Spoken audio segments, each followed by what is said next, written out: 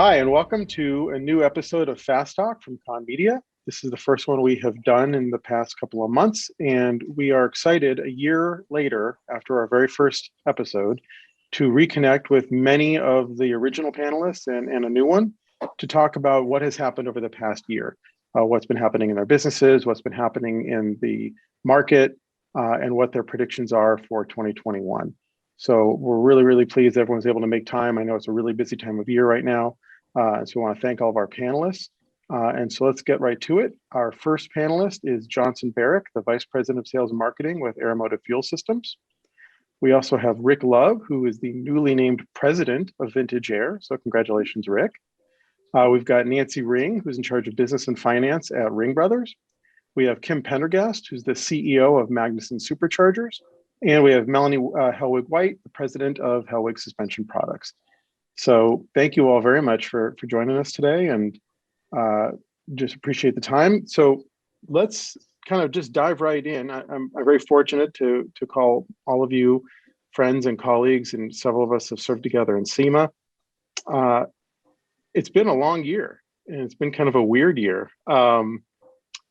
Since the last time we spoke, and since the first one of these we did a year ago, can you give us a sort of a recap of your arc? What's the last year been like?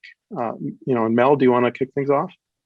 Sure, I can kick things off. It's been a very interesting year, right? Last year, this time, I was looking at how we were going to downsize and how we were going to weather the fact that our sales turned into crickets and had, some of our biggest OEs needing to pause their orders for what we didn't know at the time would be, up to 2 months.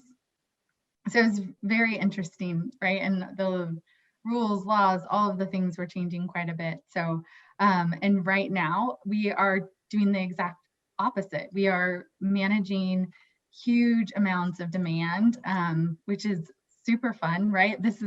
So looking at today versus what we were doing last year, I was thinking, this is where I want to be, right? Is taking care of lots of customers. So, while there's a lot of moving parts, and the pandemic has made it even more interesting to meet the demand, it still has been really fun to have that demand come in. So yeah, it's been a huge roller coaster ride, that's for sure. Yeah, I can relate. Rick, how about you? What's your experience been over the past year?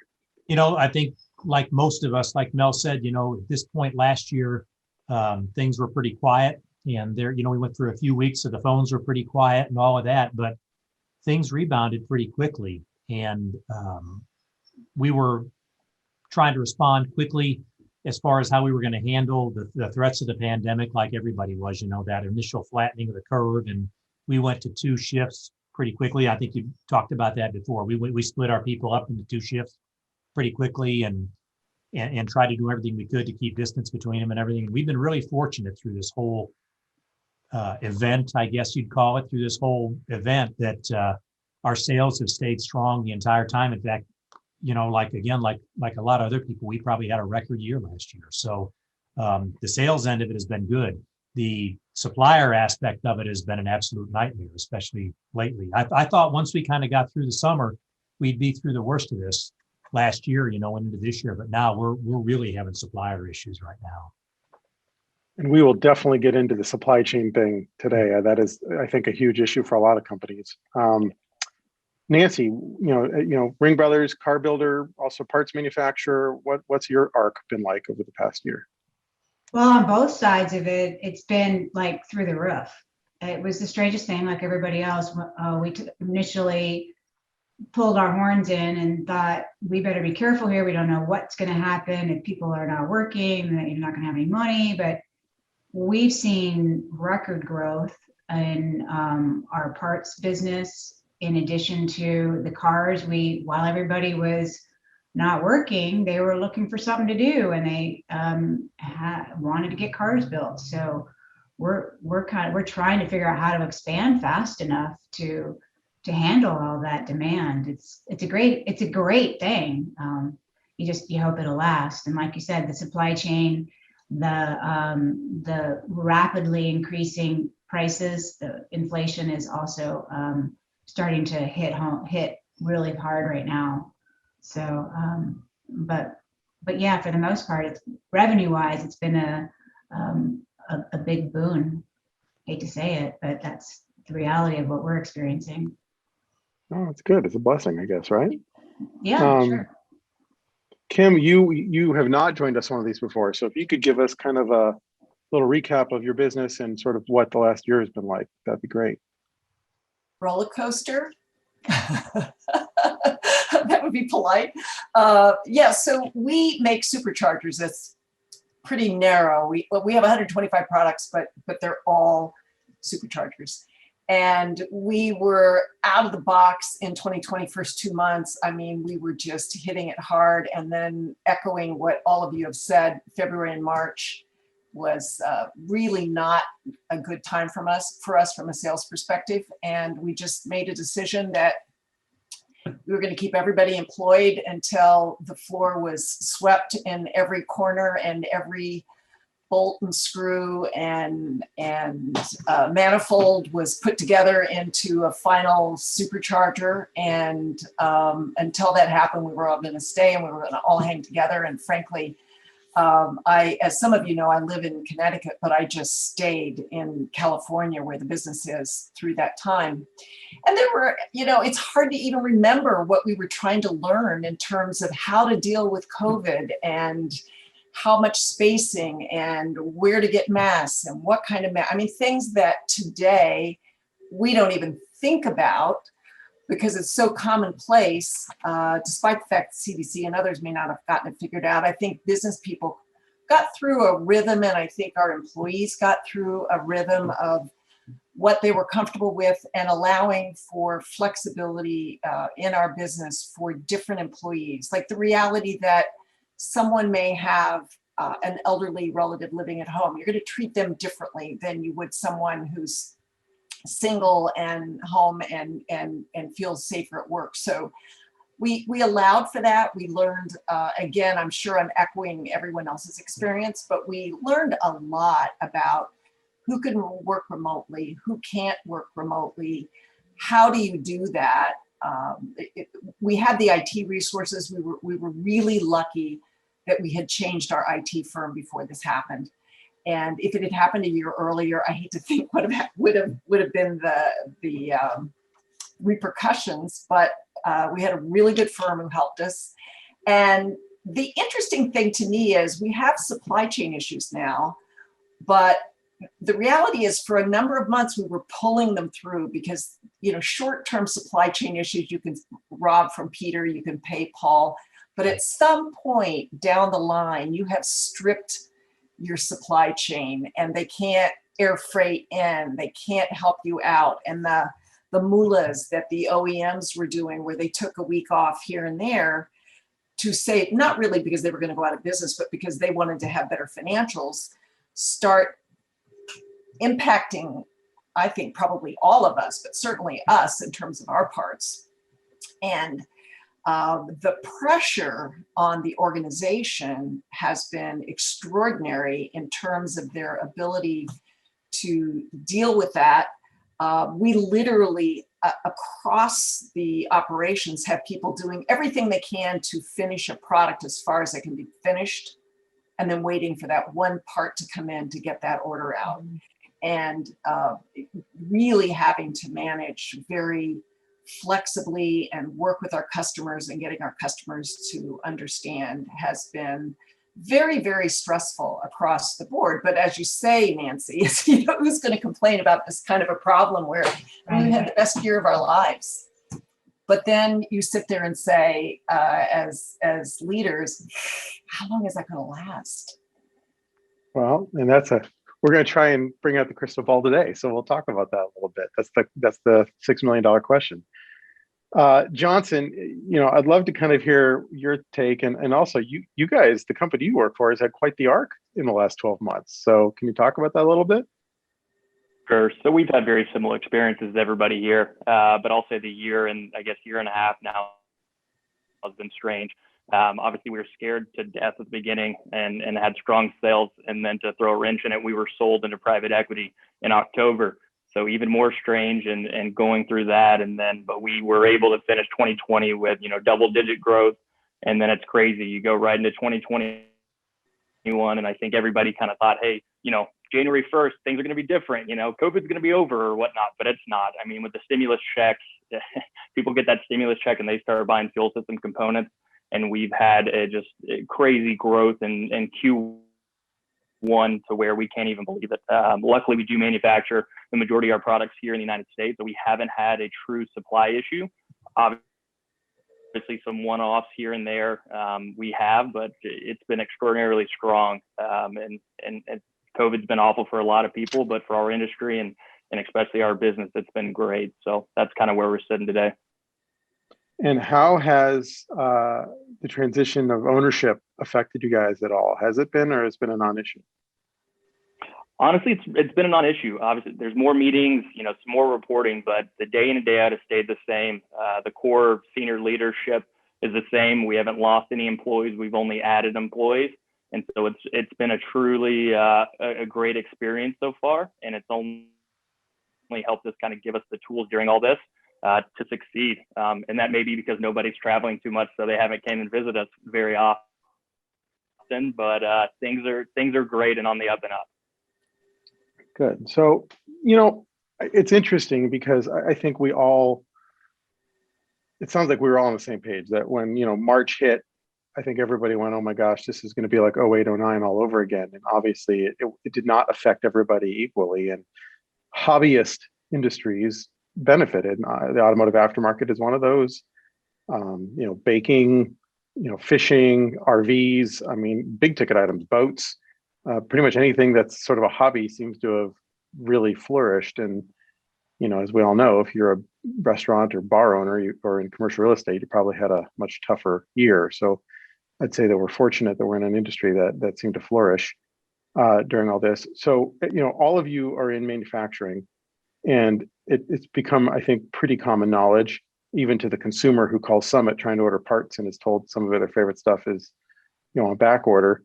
The supply chain has really been strained over the past year, and it seems like it's been sort of a perfect storm of a lot of issues. But anyone who's interested, could someone jump in and kind of just explain why they think that's happening and what they think the next year holds? Is that something that's going to get better? Is it related to China? Is it related to the big boat that was stuck in the Suez Canal? Is it, what is it, and how do they fix it? Dan, I could speak to that. Please. Obviously, it's all those things. I'm less concerned with the temporary issues, the fact that we've got sitting, so many boats sitting out in LA Harbor and those sorts of things. But the increase in demand where you can't get rubber for rubber hoses, which is one of the new things that I'm sure we're facing. Here's a crazy one, sealed air. Yep. We can't get foam. Same thing. Okay. Us too. Right. So imagine we've got all the parts for a supercharger and we can't ship the supercharger because we don't have the packaging material. We're putting bubble wrap in with the foam to extend the foam, but we can't completely replace the foam. And I do believe some of these things are because of the expansion in the marketplace, and they really don't have the capacity of some of the fundamental ingredients that are required to fix this quickly. Part of that, Kim, that came from sealed air, there's a lot of commonality there. Here in Texas, we don't deal with cold weather real well. We don't get it very often. When we got that horrible winter storm that wiped out power in the state, and we had 6 inches of snow here and single-digit temperatures for a few days, we were out of power for almost a week. Same thing happened in Houston. There's a large DuPont chemical facility in Houston that went down, and they make so many of the polymers that are used in resins and so many things. Sealed air, that's part of it. They can't get the chemicals for the 2 parts of the foam. And my understanding from the digging I've been doing on this is part of it is our new regime in the feds.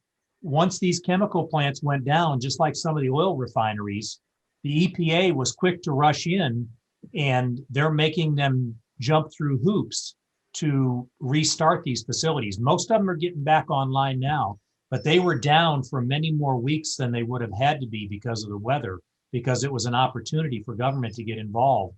And Rick, did part of what I've heard, but I don't know if it's true, is that a lot of what happened in Texas is they tried to rely so much on alternative fuels like solar, et cetera, and wind power that when it went down, they really weren't in a position to handle what happened. Is that a fair statement, or? it's a part of the statement.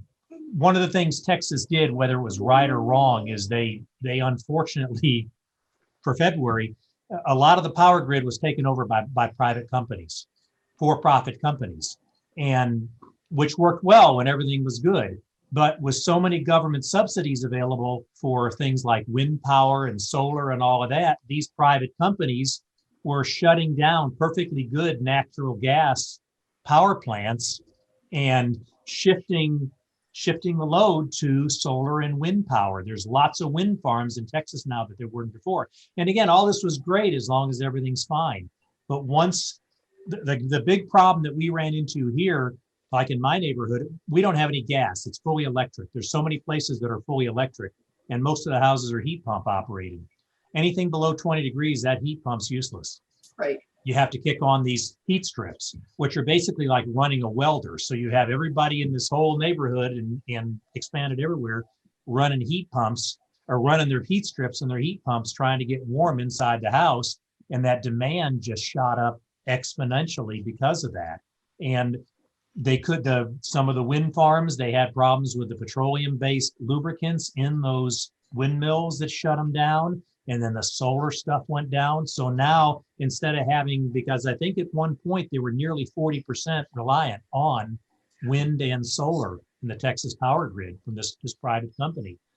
Well, when you lost that 40%, now you were down to 60 and the demand was shooting through the roof, and there wasn't enough power to go around anymore. The 5-minute answer anyway.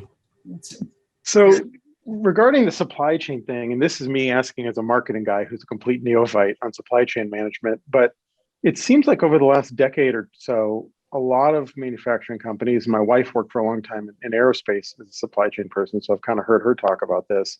There's been this huge push towards lean manufacturing and implementing, Six Sigma and SAP and trying to get everything as lean as possible. And do you think that obviously if you're running super lean like that and everything is going well, it's very profitable, but kind of like your power grid story, when things get a little wonky, it can start creating challenges. Is that part of what's happening now with the supply chain, with parts on back order and all of that?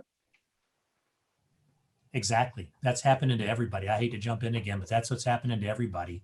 We all, and even from our suppliers, everybody wanted to go to lean manufacturing and just-in-time delivery of their parts. And as long as all the gears work together, everybody's profitable on that. But and a lot of people blamed us on things from China and overseas, but some of the biggest part shortages we experienced were from American companies. We get a lot of raw materials and foams and things out of Michigan. When the governor shut down manufacturing in Michigan, we were impacted by it as so many more. And it's such a interconnected economy now that everybody gets parts from so many different places that it's not just the foreign people that we are fighting shortages from, like you were saying with rubber and all of that. I mean, it's so interconnected that, a lot of it's petroleum products and chemical products. And as soon as you start shorting them, everybody's in trouble. Well, I'll say, just to add to that, we were noticing some of our raw material prices starting to take off, and like our steel doubled, and that's what we used a lot of steel and aluminum, and so we thought, we're going to be smart, we're going to get out ahead of everybody, and we're going to go buy 6 months worth of a supply when normally we just get what we need for the next 6 weeks. Well, we're not the only ones out there doing that.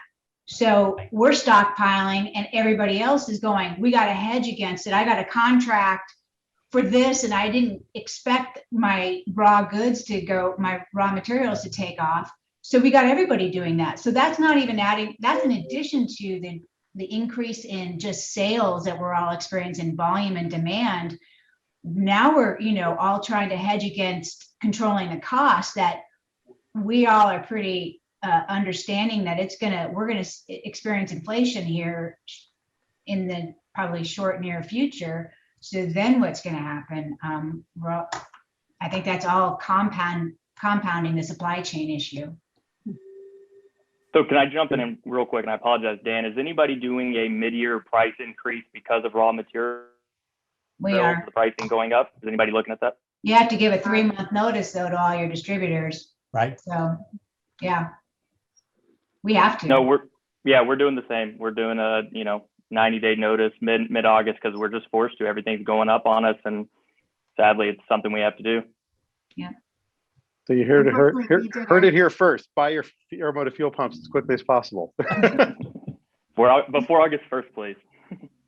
Yeah, we're seeing a lot of price increases happen, and we also we did our price increase early, but almost too early because we hadn't received all of the price increases from our suppliers, and we see them. I honestly don't think I have a supplier that I haven't seen a price increase from, and they're not little, right? They're significant across the board. So yeah, so I think we'll see more than one price increase too, with just with some of our suppliers, and which means we're passing that on as well. So and even freight too. Freight and shipping seems to be climbing pretty quickly, even probably faster than the gas is. So 100%, yeah.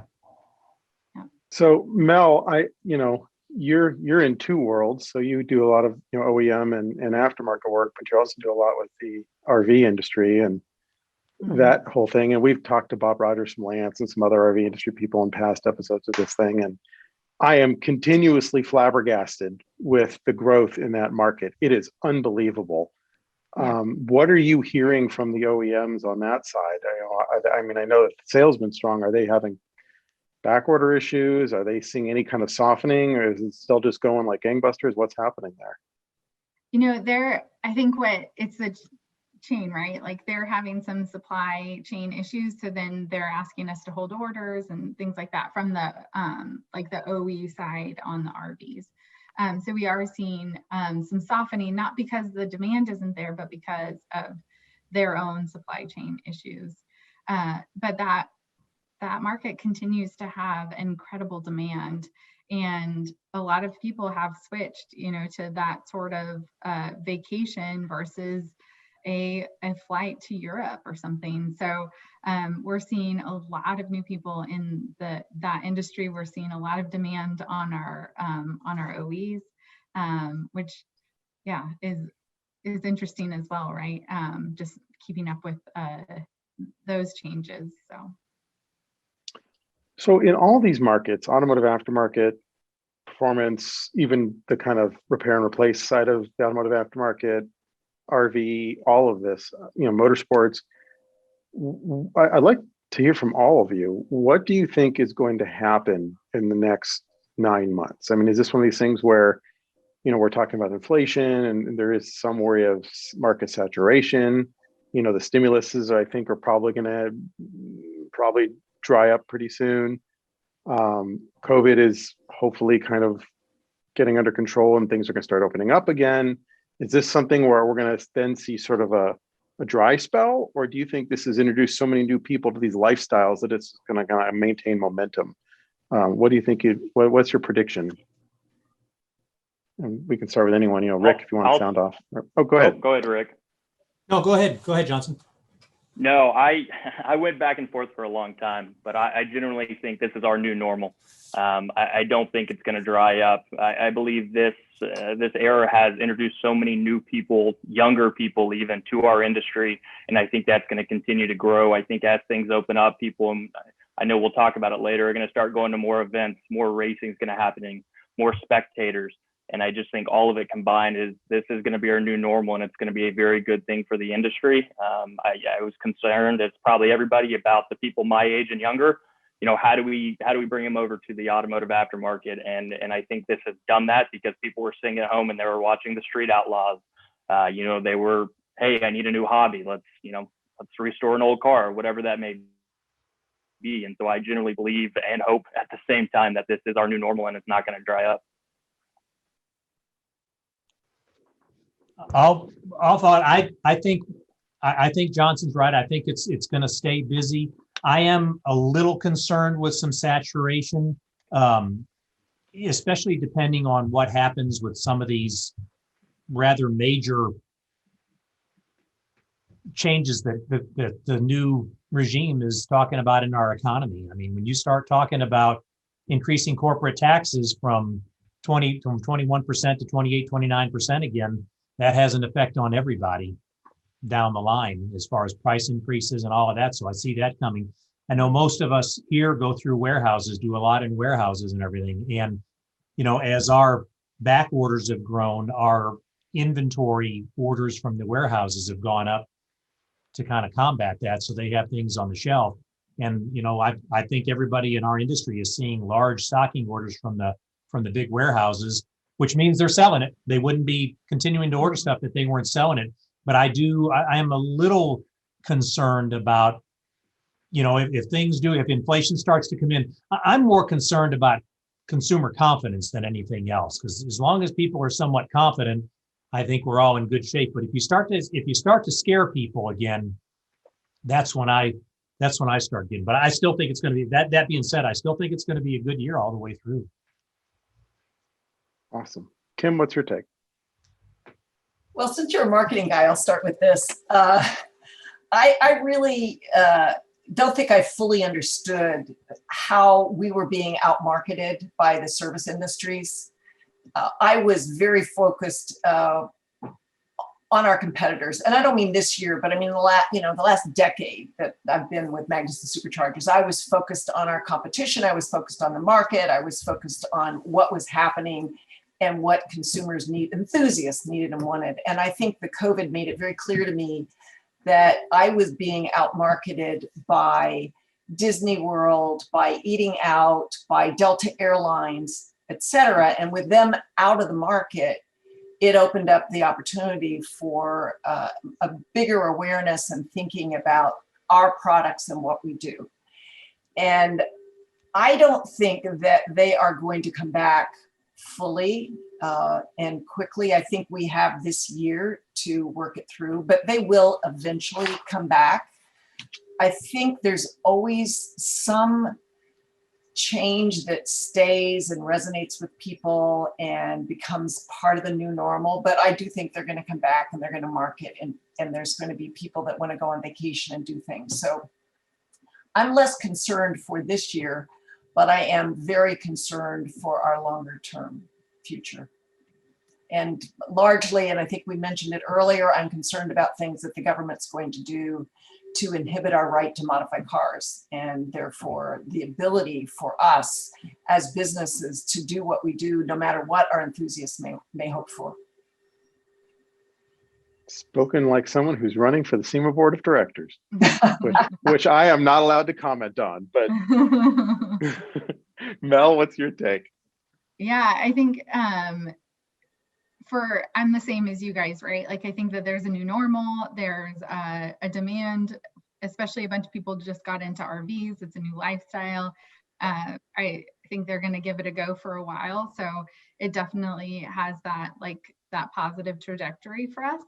But I do share Kim's longer term concerns about just the right to modify vehicles and the right for people, you need a bigger vehicle to tow a trailer, and that's what most of our parts go on. So I'm very passionate of continuing that right for our customers, for the industry overall. And I'm in that camp too. I tow a trailer and want to continue to be able to live that lifestyle. So I am passionate about that. And I remember when Kim told me about her revelation, like, we're being outmarketed, not by within our own industry. I remember just thinking about like how much that shifted what we were doing, right? Like, that is such a big thing. Like, people, they have like ADD, constantly different things being thrown at them. And we have been almost like lucky in a way to have people be able to be more focused on us. but how can we continue to like maintain that attention on our products? I think that's going to be the real challenge moving forward, not in the immediate future, but in the long term as well. Really good points. Thank you. We talk about marketing products, and for basically the entire duration of this industry, the biggest way to do that was through events. Obviously, last year was kind of a big zero when it came to most events. A few companies did manage to sort of figure out something. And so it's interesting. Good Guys is a client. And we've had Andrew Ebel on before from Good Guys. And the canary in the coal mine for us was their first show of the year. They unfortunately had to cancel the California events because the facilities were going to be used for COVID vaccination sites. So their first event of the year was Fort Worth a few weeks ago. And to be honest, we didn't know what to expect. And the governor, what's that, Rick? I'm sorry, we didn't either, and I went. So yeah, I know, and I'm going to ask you to talk about it because by grace or luck or whatever you want to say, Governor Abbott got on the news like days before the show and basically opened the state back up. And I have to think that had a pretty big impact because they sold 25,000 tickets in one day. And I believe that's, if not the biggest show they ever had, it's definitely in the top 3. And everybody was floored. And I'm getting on a plane tomorrow to go to the next Good Guy show, the Scottsdale show. And I think, early numbers indicate that it's going to be similar. It'll be some kind of a record breaker. So I'm curious, I've heard such a mixed bag of reactions from people, both in our industry and especially from the OEMs about, what are your plans for this year? Are you going to events? Are you going to allow employees to go to events? What's your kind of plan? And also, what do you think the consumers are going to do? Because it looks like, at least in parts of the country, they are ready to see their friends, and humans are social animals, and they want to get out. So what's everybody think of event marketing this year and moving forward? Rick, you were at Fort Worth. Tell us about it. I'll jump in. And I have to tell you, I've been going to events for many, many years as both a participant and an exhibitor. And we all got out of the habit of that last year, and I got to tell you, I didn't miss airports. I didn't miss airplanes. I didn't miss hotels, but man, I missed seeing friends that you only see at these things in the industry. And I really, really missed that. But that being said, a few days before that Fort Worth event, in fact, the day I was going to leave, I could have been talked out of going just because you're out of the habit of going. And the weather forecast wasn't good. It was going to be cloudy with a good chance of rain every day. But I decided I needed to go because I wanted to kind of put a finger in the air on that too. And like Dan said, I was amazed. I was amazed. Not only the number of participants, but the number of spectators. Saturday afternoon, it was at Texas Motor Speedway, and I walked outside. The line of spectators trying to get in was probably 200 yards long. Good Guys was taking every employee they had, giving them a handful of cash and trying to sell tickets before those people got tired of waiting in line and walked away. And it was amazing. It was not what I expected. I expected there to be a lot more trepidation, but people were ready to get out, and masks were probably 15%, maybe. And now I will say in Texas, our vaccine rollout has gone pretty darn well here. I mean, our company, we're fixing to send out completely off subject on that, but we're fixing to send out a questionnaire to all our employees and just try to get a real good handle on how many people have been vaccinated and how far into the process they are, first shot, second shot, where they are. But I'm going to tell you, I think we're at 40% plus, up to maybe 50%. And I don't know what it was during that event, but I got to think it wasn't anywhere near that. But we set up a booth at the event, and we're planning on doing another event at Texas Motor Speedway next month. And we're planning on doing a couple Good Guy events, and we're going to do Street Rod Nationals. And so we're planning to do events this year. Any doubts I had were really cast aside at that show because people really wanted to talk to the manufacturers and the people there. Yeah, you think that'll be different though? I'm sorry, go ahead. Go ahead, Nancy, please. I was just saying, do you think that'll change if you happen to have an event in a state where masks are mandated?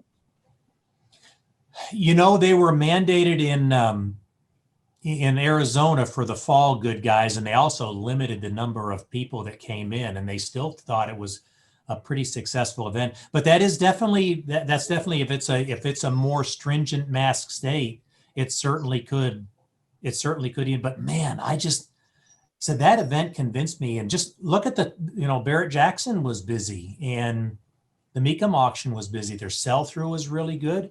I think it kind of mimics what our sales are all doing. Yeah. And I just know some of our employees are saying, we do not want to travel to a state that has a mask mandate. They don't want to be in 90-degree weather wearing masks. They hate it. They think it's just, a horrible experience. So we're not going to force anybody to travel, but I can understand when they don't want to go. Yeah, I think, same here. We've been pretty clear with our staff that, and I agree with what you said, Rick. It's interesting. I'm on the road in a normal year, probably 40 weeks a year. And I got used to not traveling. I told my kids that I was going to a show this weekend, and they like freaked out. Like, what do you mean? What? Where? What's going on? I'm going, guys, this used to be normal. This but yeah, I think, and we've actually had to have some pretty lengthy conversations because we're a California-based company, even though at this point half our employees are not in California anymore, with both our HR consultants and our labor attorneys about basically how we communicate with our employees the expectations about travel and events, because it's kind of a gray area right now where it's hard to, can you technically force someone to travel? Yeah, you can, but then if they go get COVID, it's a real pickle. So thankfully on our end, we've had, most of our team has been pretty open-minded about just kind of go with the flow and do what you got to do to get the job done. But I'd love to hear from Johnson. You just did a kind of a road dog event, right? You were on the road. What was that like? No, and we kind of bet on things being more open this year. So our budget, a lot of it consists of traveling and shows happening. So what some of us did is we went down to Florida and we called it a Grit Week, and we started at NHRA Gator Nationals in Gainesville. And I remember getting off the flight, heading downtown Gainesville, and seeing probably 3,000 college students, and not one of them had masks.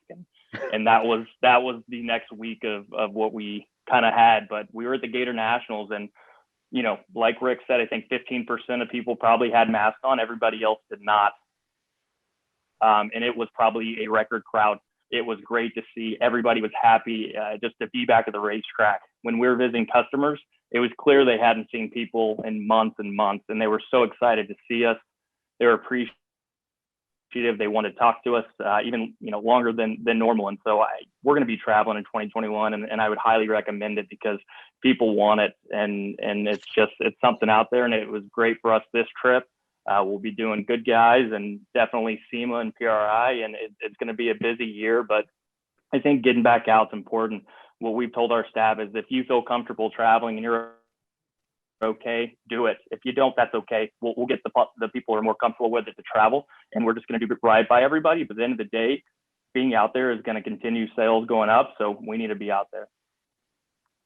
But I've seen, the thing that we've learned from all of last year was the power of marketing. And I'm not trying to suck up to Dan or anything, but it's really taught us what we can do and given us more confidence to spend money that way versus the amount. Going on the road is a very, very expensive part of our marketing. But when we don't do it as much as we probably not nearly as much as you guys, especially you, Johnson and Rick. I know how much you guys are on the road. But it's even, like you said, everyone's saying we had a whole year without any travel. And as constricting as that may have been, there are some really good things that have come from that.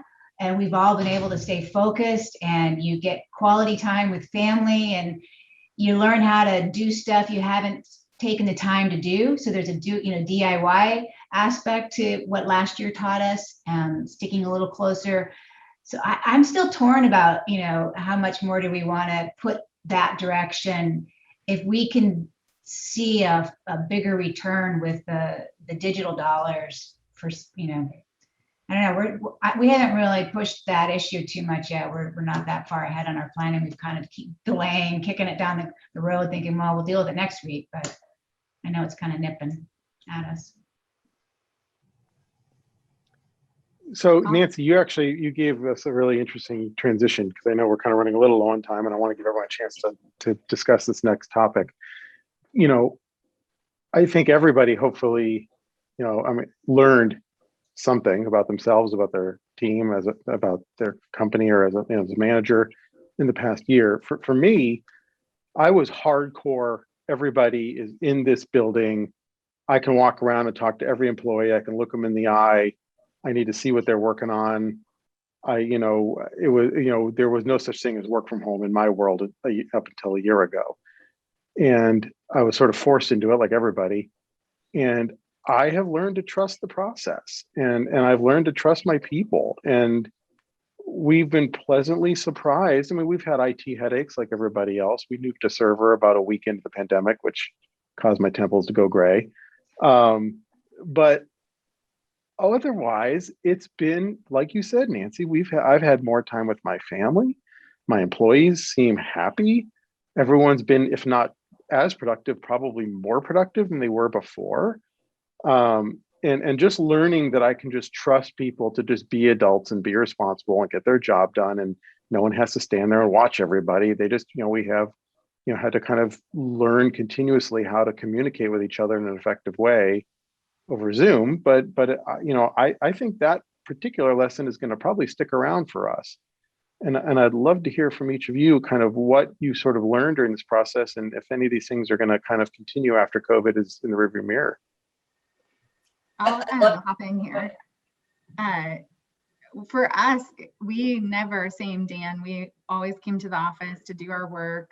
But what we found is that some of us are more productive at home. Like, we're production, so a lot of work cannot be done from home. But what we found is that those of us who did work from home, because we were just limiting the amount of people coming to work here, we're so much more productive. And I've been really trying hard to, like, how can I get another day at home so that I can get more stuff done? I just can concentrate better then. And I was talking to another team member, like, just right before this call, and he was like, I've got to go home. I really have to concentrate on this project. So I think that's something that we discovered, right? That, we'll probably continue to have like this hybrid model.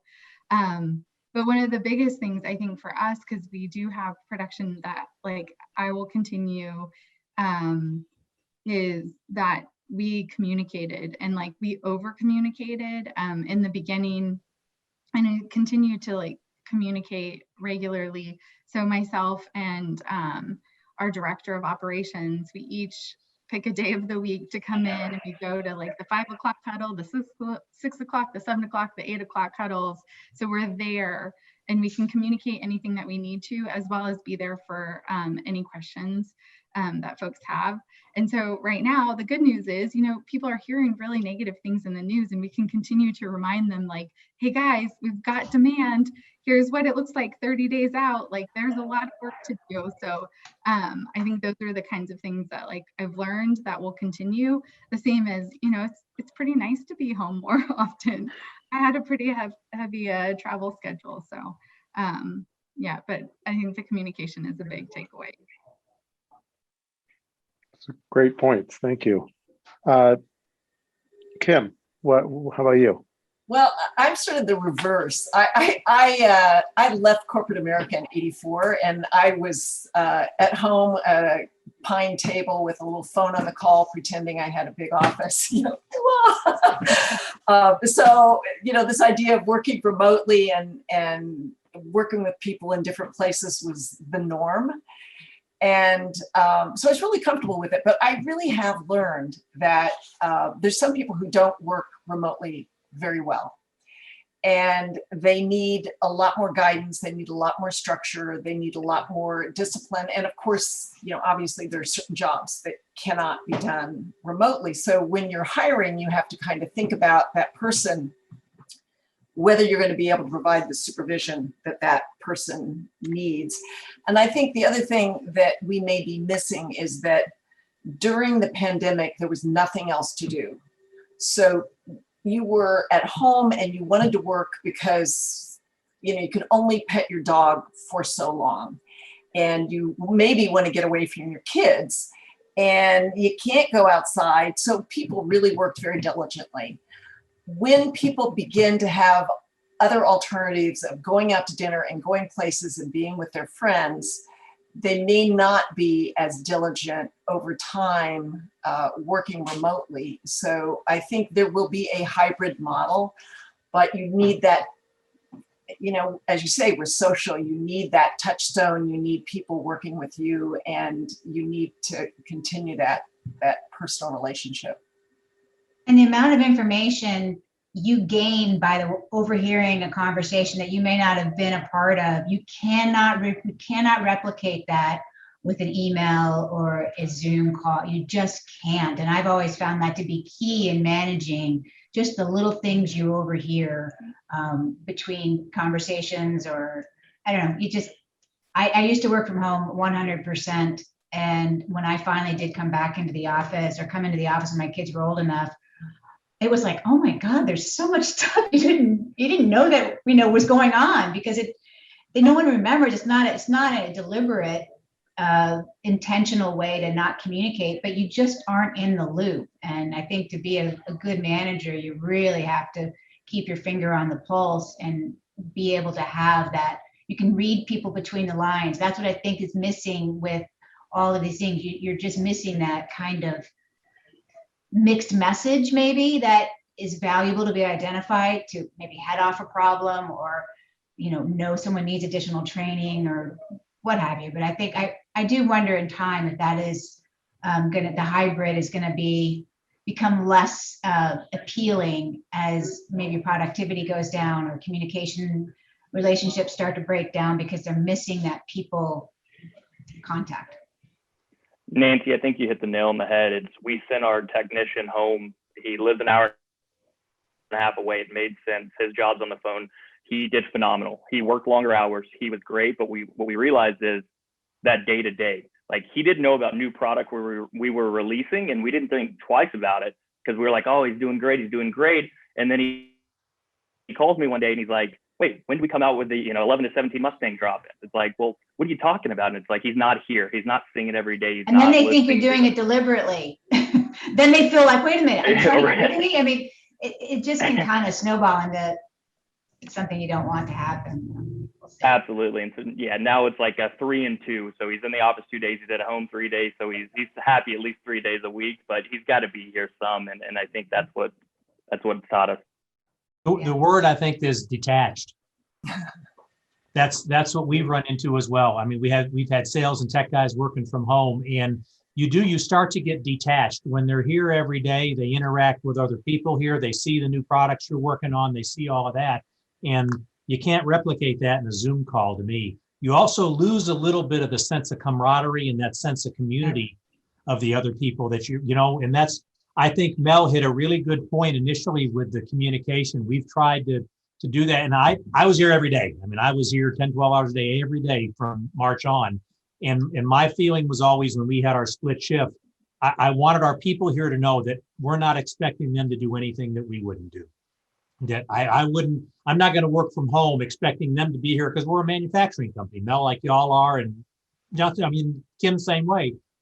Our people can't work from home. We have a few that can, graphics people, sales people, but the majority of them, if you're doing the job, you got to be here doing the job. And I really was conscious. I didn't want to come up with an us against them type of thing where, oh yeah, management's okay with all of us out here at risk, but you see their home not worried about it or anything. So I thought it was really critical for those of us in management to be visible, and for them, to understand that we're not asking them to do anything that we're not willing to do. But that communication is really key. Well, and like you kind of said, Rick, it's, running a business, this is a team sport. Yeah. It's pretty hard to do it solo, and it's pretty hard to do it exclusively over Zoom. And I think for us, one of the harder things we learned was the biggest challenge for us, since we're, a service-based business, is onboarding new hires. And that wasn't an issue for the first 10 or 11 months, but now that we're starting to kind of staff back up again, you cannot onboard a new hire from Zoom from their bedroom. Like it just doesn't work. Like they have to understand the culture. They have to understand. I mean, unless they're like an IT person or graphic design person or something like that. But anyone who's interacting with people, it's being able to listen to them on the phone, listen to them interact with coworkers, have those little conversations to make sure they understand kind of what the team's all about and how it operates. And that's been hard. I think a lot of companies are it'd be interesting to see how they sort of adapt to that. I wouldn't want to own a lot of office buildings, though. I'll say that in the big downtown cities and stuff, I wouldn't want to own a lot of office buildings because there's going to be a lot of them for lease, I think, because there are certain jobs that they did find out you can do from home just fine. But I think a certain amount of hybrid will work with us. But I got to tell you, I miss seeing some of our people here because some of the best things we come up with were improvements or this and that were, like you said, Kim, or Nancy, you were saying, from just the meeting in the hallway or something or that. And that you can't duplicate that with a planned Zoom meeting or anything. So I'm a big in-person guy. But we're old, Rick. Yeah, true. True. Well, so parting thought, I would just love everyone to kind of share what's your kind of the big takeaway. What are you going to be working on for the next couple weeks or couple months? What's your one big thing that you want to tackle as we kind of go into whatever's next in this whole crazy world that we're living in right now? Hiring. We can't hire enough, and that's a lot of work to hire. But we need the bodies to address the demand. So hiring is probably a big focus. And do we expand or not expand? Do we try to capitalize on investing money now before the dollar is worth less moving forward if inflation goes? So those are kind of our big issues to wrap our arms around over the next 6 months. Hiring, I agree. Big thing Rick? with us. We're trying to staff up for a second shift to try to address some of our backlog. We've put ads in Indeed. We've put ads everywhere we can. We can't even hardly get people to respond even for an interview because, in Texas right now, the least unemployment you're going to get is $400 plus the additional 3 or 4 from the federal government. Why exactly are you wanting to come to work when you're making that kind of money sitting home? Well, now they think they should be making that kind of money work. So the cost of labor is really going up quickly. Yep. Even without, it doesn't matter what. I mean, our minimum wage here is only like $7.50 or whatever, $7.85. I have no idea, but it's below $8. But who pays that? Nobody pays that. I mean, but everybody's trying to get the one guy that's available, so the competitor or the other local doesn't steal them for $2 more an hour. It's gonna get expensive moving forward. I would say hiring, but just meeting the demand. It's overall, right? Like that's the big thing that we're focused on. Have you guys seen that thing that's been going around the news with the McDonald's? I think it's in the Midwest that has a sign up saying, "Please be patient with our employees. We can't get anyone to come into work." No. It was all over the news the last couple of days. But I'm like, man, we're running ads all over the place, and we get a ton of responses, but they're not qualified people. They're just people just kind of going through the motions, and it's been a challenge. But at least the non-qualified ones want to be overpaid, right, Dan? Right, exactly. Yeah, and they want to be a VP. Right. Kim Johnson, how about you guys? What's your BHAG? What are you working on? I'll say keep pushing. We said this, when we had this first conversation a year ago, that we're in a very good position because we were ahead of the game and that we didn't kind of curl up, that we kept pushing, and we're going to keep doing it. No matter what happens, if it does tank and go dry, we're going to keep pushing. We're going to come out with a new product. We're going to spend money with Dan and his team because it's going to get the ROI. And we truly believe that if this wouldn't have happened, we would still be up because of what we have in place. So we're going to keep doing exactly what we've been doing for 26 years. And we're going to keep winning. And that's kind of what we're focused on. And, there's a lot of outside factors, and it's easy to get, who's Holly buying today or what's going on over here, but we're laser focused and we kind of have the blinders on. I like so many things about that answer. Good. How about you, Kim? Well, I think we're focused a lot on marketing, but I suppose the thing that has the biggest part of my mind share is the calibration and what's next in the end. What's the next product in 5 years? What's our runway, and what does that look like? And how are we successful in that new market? Towing products, right? Get with Mel. Start building really bitchin' tow vehicles. Maybe that's the next thing. I'm digging it. All right. Very cool. Well, that was a fast hour. I appreciate everybody's time. Thank you very much. Can each of you just tell everyone where to find out more information about your company? So Kim, do you want to go first since you spoke last? MagnusonSuperchargers.com is our website, and anybody can call me 917-922-2278. I'll take there you go. Nice. Johnson. Yeah, Aeromotiveinc.com. Please don't call my cell phone, but we'll go with Aeromotiveinc.com. Very good. Nance? Ringbrothers.com. And if you do want to call in, it's 608-588-7399. Marissa will enlighten your day, and it's the most fun you'll ever have placing an order. So give us a call. I will agree with that. She's excellent. Rick? She is. Same thing, vintageair.com. And that's the best way. We've got an 800 number, obviously 800-862-6658. We have live people available in tech and sales all the time. And but the website's probably the best way as far as to see what's latest going on. Very good. And Mel? Elwigproducts.com. Same if you want to call in. We have live people that answer as well. So, and they are lovely humans. 800-367-5480. All right. Well, thank you all very much. And everyone Thanks, watching, Dan. thank you very much. We appreciate your time. Thank you. It's great. Nice to see y'all. Bye. Have a good one.